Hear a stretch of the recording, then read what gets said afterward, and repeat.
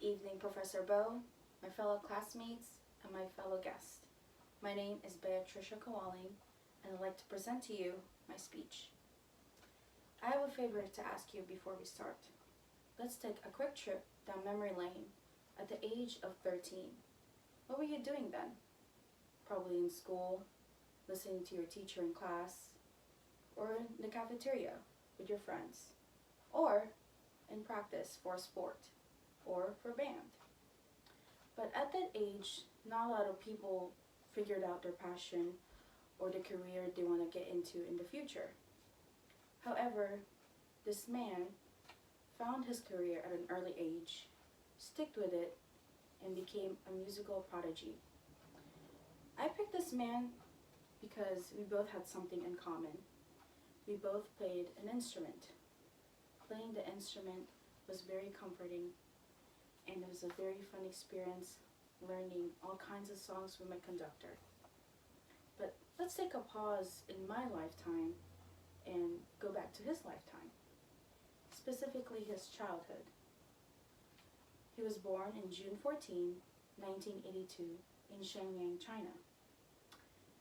He started taking piano lessons at the age of 3, was phenomenal at it, and at the age of 5, he was able to perform in public. Now, let's talk about his experiences while he was growing up. In 1991, he had to leave Shenyang in order to go to Beijing to get into one of the hardest academies in China, which is the Central Conservatory of Music. With trying to get into this academy, there were some consequences that had to be faced, such as specifically his father. His father had to stop his career.